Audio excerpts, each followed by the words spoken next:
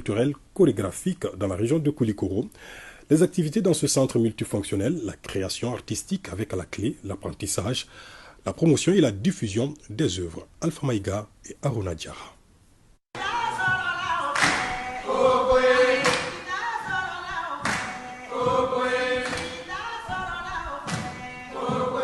Le Centre national de chorégraphie qui se dresse au bord du Yoliba à Kitibougou, dans la région de Koulikoro, vit toute la culture malienne. C'est une première au Mali qu'un tel centre chorégraphique soit installé et du coup multifonctionnel. Ce centre constitue donc un label pour la politique culturelle du ministère en charge du domaine dans la promotion des acteurs. C'est une opportunité, une belle chance qui est donnée à la population de Bamako, à la population malienne, surtout à la jeunesse. L'avenir est assuré, la relève l'étant déjà. Avec le temps, je vois comment les choses se passent. Avoir une équipe de tournage, avoir un lieu qui vous appartient, être libre de faire ce que vous avez envie de faire, ne pas dépendre, malheureusement je disais, ne pas dépendre des sponsors, ne pas dépendre aussi même du gouvernement. Tout est beau, tout est rose, l'album fini, au Palais de la Culture, le concert de 2 heures, mais il y a beaucoup de travail en amont, il y a beaucoup de travail en avant. Et ce travail-là, il faut être vraiment à l'aise, être dans un endroit sécurisé et un endroit bien où vous pouvez créer. Ça peut être résidence. Il va consolider la vie chorégraphique des utilisateurs, stimuler d'autres initiatives culturelles de ce genre. Le centre, qui est déjà représentatif de sa grande diversité de langage et de formes de la danse, se veut, de par la vision de son initiateur, mettre en œuvre l'activité de création des artistes. Le peu que j'ai amassé, je l'injecte pour le futur, je l'injecte pour les jeunes. Parce que finalement, on se la joue dans 30 ans, mais je serai derrière.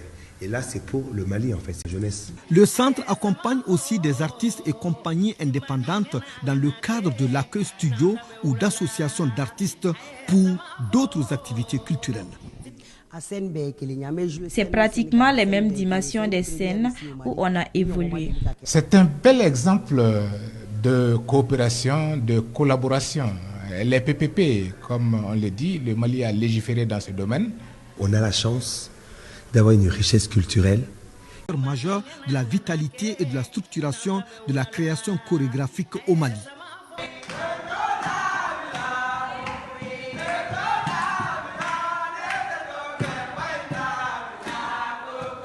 Son initiateur n'est pas un inconnu du monde des arts et de la danse. Aussi, il n'est pas également méconnu sur le plan international.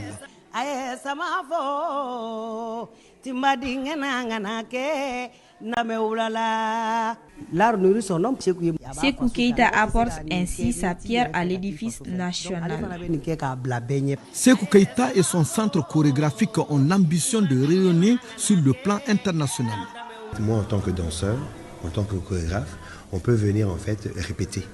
En dehors de répéter, on peut venir faire des résidences de création de spectacle. Il y a une salle en fait où il y a les mêmes proportions de la scène du Palais de la Culture qui est proportionnelle en Côte d'Ivoire. Il y a aussi un studio d'enregistrement pour les musiciens. Il y a aussi un endroit pour faire des spectacles, comme on dit, privés VIP. Bamako manque d'infrastructures culturelles.